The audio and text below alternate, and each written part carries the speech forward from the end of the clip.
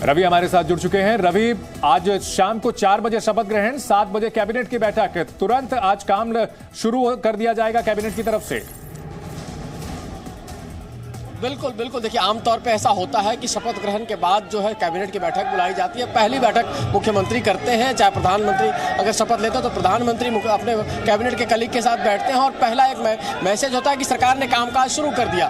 तो उस लिहाज से 4 बजे के शपथ के बाद 7 बजे पहली कैबिनेट की बैठक है और 9 बजे सभी विधायकों को, जितने भी विधायक जीत के आए हैं 273, सबको भोज पर बुलाया गया, डिनर पर बुलाया है मुख्यमंत्री योगी ने। मैं अभी बीजेपी कार्यालय में हूँ, आपको दिखाना चाहूँगा एक तस्वीर। देखिए जो उत्साह है लोगों में, चारों तरफ लोग जो है भगवा पट्टा पहने हुए और लोग उत्साह के साथ लबरेज हैं। क्या भाई, कितना उत्साह है आज? बहुत बहुत खुश है, पूरा प्रदेश आज खुश है, इसलिए कि दोबारा फिर मुख्यमंत्री योगी आदित्यनाथ जी मुख्यमंत्री बनने जा रहे हैं और सब बहुत खुश है, पूरा प्रदेश खुश है, हर तरह से खुश है। आज ही कैबिनेट की बैठक योगी जी ने बुला ली है 7 बजे, आज ही से काम शुरू हो गया। बिल्कुल आज ही चालू होगा, जिस दिन से चुन के आए उसी दिन काम तो जिस दिन प्रचंड बहुमत में हम लोग आए उसी दिन से काम चालू हो गया। जो भी जिस तरह के अपराधी कहीं भी होंगे उनको ढूंढ के निकाला जाएगा, उनके ऊपर कार्रवाई होगी। क्या भाई, काम आज से शुरू हो गया? बिल्कुल, काम आज से शुरू हो गया और काम तो काफी सालों से चलने ही लग गया है और महिलाओं के लिए जो इन्होंने कार्य किए हैं वो बहुत ही सराहनीय है। चाहे वो 3 तलाक का मामला हो, शौचालय, घर घर शौचालय बनवाए हो, या फिर जो महिलाएं ग्रामीण क्षेत्रों में। योगी जी का काम आज से शुरू, 7 बजे कैबिनेट की पहली बैठक आज से शुरू। योगी जी का काम कभी बंद ही नहीं हुआ। मैं गोरखनाथ मंदिर गोरखपुर से हूँ, मेरा घर गोरखपुर शहर में है, वहाँ के योगी जी मेरे विधायक हैं।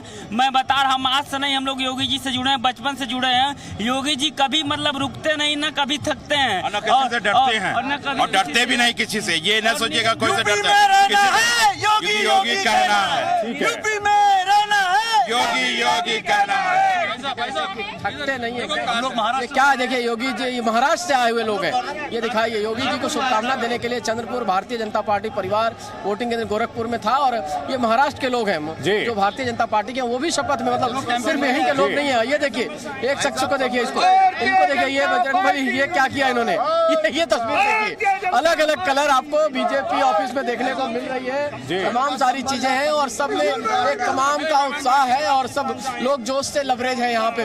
रवि, क्या कहना चाहेंगे संबल से? रवि, कई नेताओं के संगठन मंत्री सुनील बंसल से मुलाकात की खबर आ रही है। बेबी रानी मौर्य का नाम उसमें शामिल है, नंदगोपाल नंदी का नाम शामिल है, ब्रजेश पाठक। तो माना जाए कि योगी कैबिनेट की तस्वीर अब धीरे धीरे जो है साफ हो रही है।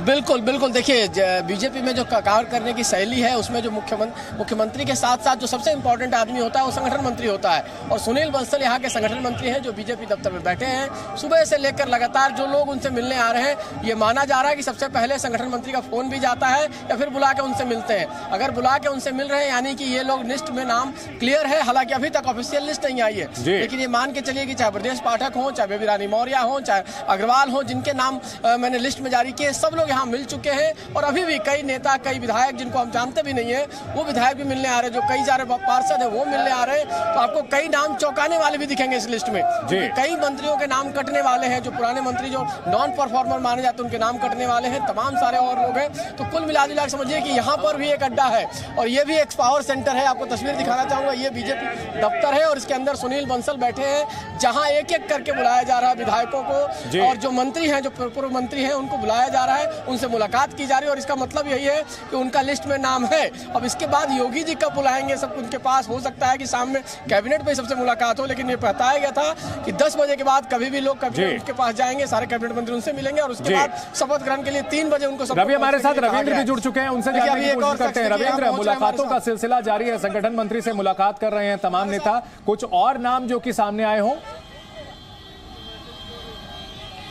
देखिए अब संगठन मंत्री जी से पहले भी बातचीत हुई थी कि फ़ोन भी जाएगा संगठन मंत्री बंसल का और सबसे पहले उनसे मुलाकात भी होगी और उनके साथ ही सारा मंत्री योगी आदित्यनाथ से मिलने के लिए सीएम आवास आएंगे और एक बात कि 1:30 बजे 2 बजे के आसपास योगी आदित्यनाथ यहाँ से जाएंगे इकाना स्टेडियम, एक बार मुआयना करेंगे शपथ ग्रहण से पहले।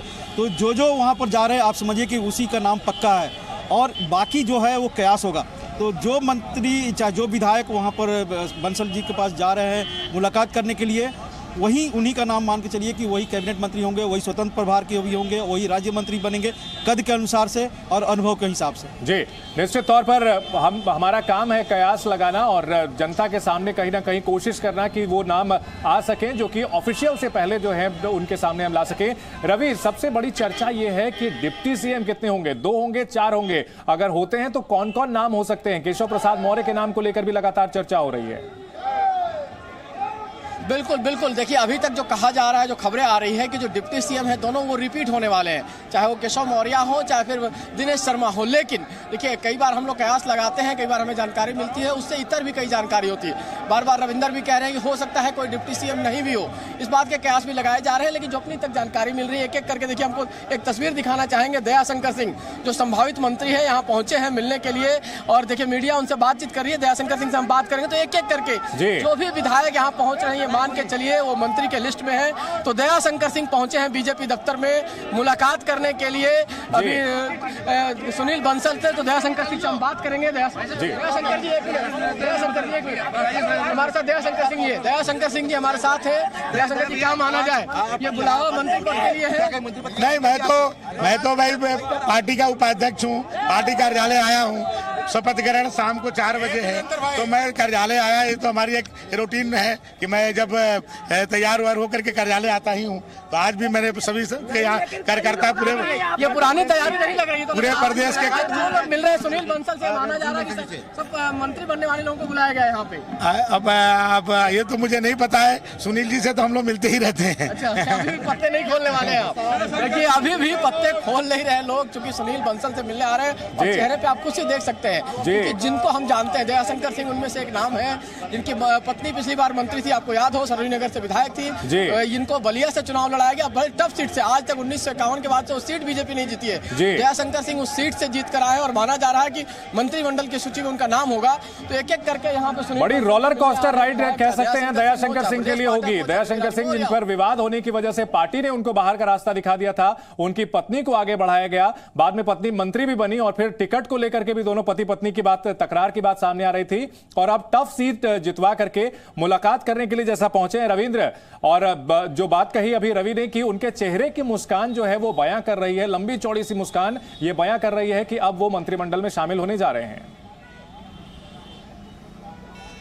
देखिए पूर्वांचल में बीजेपी के लिए काफ़ी खराब नतीजे आए थे और बलिया और आसपास के जो जिले थे वहाँ से कई जिलों में बीजेपी लगभग आप कह सकते हैं कि साफ हो गई। तो बलिया से अगर जीते हैं दयाशंकर सिंह और संगठन में भी काफ़ी काम किए हैं और तो कहीं ना कहीं बंसल से मिलने जा रहे हैं, जैसा कि बार बार हो रहा है कि जो भी संभावित मंत्री है वो सुनील बंसल से मिलेंगे, उनका ही फ़ोन गया हुआ है। तो दयाशंकर सिंह भले ही उपाध्यक्ष हो, पार्टी दफ्तर रोज जाते हों, लेकिन चेहरे की रौनक और जो इक्वेशन है, समीकरण है, पूर्वांचल को इस बार तरजीह भी दिया जाना है क्योंकि 2024 भी जीतना है बीजेपी को। तो ऐसे में दयाशंकर सिंह एक संभावित उम्मीदवार बन सकते हैं मंत्रिमंडल में। बिल्कुल रवि, संभावित मंत्रियों की लिस्ट निश्चित तौर पर हम जो जैसे जैसे नेता पहुंचते रहेंगे हम अपने दर्शकों को बताते रहेंगे। आगे का क्या कार्यक्रम है आज पार्टी का और सीएम का? सुनील बंसल जी से क्या माना जाए, मंत्रिमंडल में जगह मिल रही है इसलिए मुलाकात हो रही है?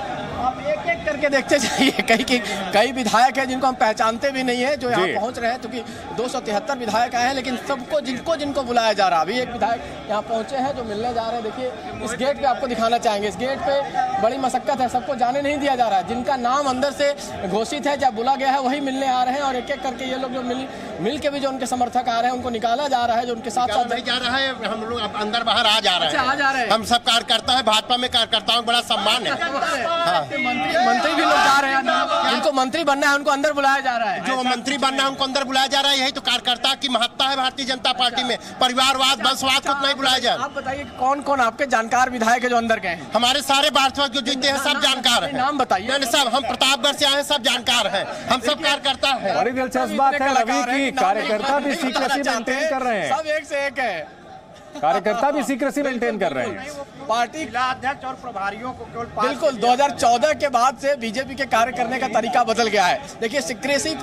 मोदी राज में इतनी बड़ी चीज है कि आप लीकेज नहीं ढूंढ सकते हैं। राष्ट्रपति का जब नाम आया तो अचानक आया, लोग को पता ही नहीं था कि नहीं राष्ट्रपति रामनाथ कोविंद होने वाले हैं। इसी तरह से तमाम बार आप देखिए कि चौंकाने वाले नाम आते हैं, आप सोचते कुछ और है, होता कुछ और है। और बीजेपी कार्यकर्ताओं को ये तरीका सिखा दिया गया है। सिर्फ नेता नहीं, कार्यकर्ता भी आपने देखा, कार्यकर्ता भी मुंह खोलने को तैयार नहीं हो। यदि बता बता रहा है कि कौन कौन से विधायक अंदर गए हैं जिनको वो जानते हैं।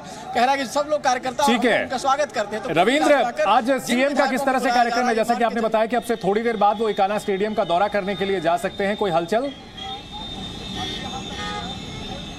देखिए, ये सीएम आवास है और इसमें चूंकि कई मंत्रियों का भी आवास है, जो हमें जानकारी मिल रही कि इसमें चाहे नंदी का हो या फिर कई मंत्रियों का इसमें आवास है, जजेज का भी इसमें आवास है, तो काफ़ी सुरक्षा की भी व्यवस्था है और इस गेट से अंदर किसी को जाने भी नहीं दी जा रहा है। जो जिनको बुलाया जा रहा है वही अंदर जा सकते हैं और या जिनका आवास अंदर में है वही केवल बाहर आ रहे हैं या अंदर जा रहे हैं। तो यहाँ पर हलचल जहाँ तक है एकदम शांति दिख रहा है। हालांकि मैं आपको दिखा दूँ, इस जो सीएम आवास के बाहर, ठीक बाहर में जो चौक है, यहाँ पूरे तस्वीरें आप देख सकते हैं पोस्टरों से पटा हुआ है। एक पोस्टर जरूर दिखाना चाहेंगे आपको। यहाँ पर प्रधानमंत्री नरेंद्र मोदी और योगी आदित्यनाथ का एक तस्वीर आप देखिए, जिसमें निकला, ये आपको भविष्य की है जो 2022 से 2027 की जो तस्वीर बनने वाली है उत्तर प्रदेश की, उसके एक झलक है। हम निकल पड़े हैं प्रण करके नए भारत का, नया उत्तर प्रदेश बनाने का। और नीचे देखिए, राष्ट्रवाद, सुशासन की, सुरक्षा की और विकास की। सुरक्षा की बात जहां तक है, कल ही आपने देखा होगा कि अमित शाह ने विधायकों को संबोधित करते हुए कहा था जो एंड लॉ ऑर्डर। ठीक है रविंद्र, चला सीएम आवास के बाहर का आपने दिखा दिया नजारा। अब हम चलते हैं इकाना स्टेडियम, जहां हमारे सहयोगी ब्रह्म प्रकाश बने हुए हैं। ब्रह्म प्रकाश, इकाना स्टेडियम जो अब से कुछ देर बाद एक गवाह बनने वाला ऐतिहासिक पल का, किस तरह का नजारा है वहां? बिल्कुल, देखिए चंदन, हम सीधी आपको तस्वीरें दिखाते हैं। इकाना स्टेडियम के अंदर हम दाखिल हो चुके हैं और आप सामने देखिए पब्लिक को भी एंट्री शुरू कर दी गई है और लोग आने शुरू हो गए हैं। देखिए बीच का जो जगह है, बीच उसमें भी चेयर्स डाली गई हैं, कुर्सियां लगाई गई हैं और अलग अलग लाइन में व्यवस्था की गई है सुरक्षा के लिहाज से। सबसे महत्वपूर्ण बात है, सभी पुलिसकर्मियों को कहा गया है, सिक्योरिटी पर्सन्स को कहा गया है कि कोई भी लाठी लेकर सिक्योरिटी पर्सन्स अंदर दाखिल नहीं होगा, क्योंकि ये साफ तौर पर निर्देश है कि जो भी व्यक्ति आया है शपथ ग्रहण में शामिल होने के लिए, देखने के लिए, उसको बड़े अच्छे तरीके से डील किया जाना चाहिए। यानी कहीं भी अगर मुश्किल भी खड़ी होती है तो बल प्रयोग नहीं होगा, स्मूथ तरीके से सारा काम हो, लिहाजा ये इंस्ट्रक्शन दिए गए हैं। देखिए तस्वीरों में आप सामने देखें तो लोग अंदर आने शुरू हो गए हैं, बैठने शुरू हो गए हैं। जो बड़ी संख्या है में लोग यहाँ पर जमा हो सकते हैं, तकरीबन 70,000 लोग स्टेडियम में बैठ सकते हैं। लिहाजा उसी तरह से अंदर भी देखिए चेयर लगाई गई हैं, जो अंदर का मैदान खाली है उसमें भी लोग आने शुरू हुए हैं और ये माना जा रहा है कि कुछ देर बाद योगी आदित्यनाथ भी जायजा लेने आएंगे, क्योंकि इस शपथ ग्रहण समारोह में प्रधानमंत्री नरेंद्र मोदी भी शामिल होंगे। देश भर के तमाम जो चीफ मिनिस्टर्स हैं अलग अलग राज्यों के, वो भी आ रहे हैं और उद्योगपतियों से लेकर आम आदमी यानी संत, महात्मा, बाबा, तमाम लोग देखिए इसमें शामिल होने आ रहे हैं। लिहाजा उसी लिहाज से तैयारियां की गई हैं और जैसा मैंने आपको बताया कि पुलिसकर्मियों को ये निर्देश दिया गया है कि कोई भी लाठी लेकर स्टेडियम के अंदर ना आए, कोई भी सुरक्षाकर्मी, इसके साफ तौर पर इंस्ट्रक्शन दिए गए हैं और लोगों की एंट्री जांच के बाद, सुरक्षा जांच के बाद शुरू कर दी गई है। लोग अंदर आने शुरू हो गए हैं। सामने अगर हम आपको दिखाएं तो देखिए बहुत सारी जो ऊपर की कुर्सियां हैं उन पर लोग बैठ भी चुके हैं और धीरे धीरे शाम 4 बजे तक पूरा स्टेडियम भर जाएगा। और सामने जो आपको हम ये कारण आज सरकार फिर से लौटकर आई है और उत्सुकता पूरे प्रदेश में इतनी ज़्यादा है कि पास निर्गत करने पड़े और लगभग 70,000 के आसपास लोग स्टेडियम में आएंगे। माननीय प्रधानमंत्री जी का सानिध्य और शुभेच्छा सभी को प्राप्त होगी। माननीय गृह मंत्री, माननीय रक्षा मंत्री, केंद्र सरकार के अन्य प्रमुख मंत्रीगण और उत्तर प्रदेश से जो सांसद हैं, विधायक हैं, राज्यसभा सदस्य हैं, महापौर हैं, जिला पंचायत अध्यक्षगण हैं और जो भारी संख्या में जो हमारे अन्य जनप्रतिनिधि हैं और प्रमुख कार्यकर्ता और पदाधिकारी हैं, वो आज के कार्यक्रम में रहेंगे। तमाम वरिष्ठ साधु संत महात्मा, उनको भी आमंत्रित किया गया है। विपक्ष के सभी प्रमुख नेताओं को आमंत्रित किया गया है। मैं समझता हूँ कि एक भव्य आयोजन होगा जिसमें जनता के दरबार में जनता के प्रतिनिधि शपथ लेंगे।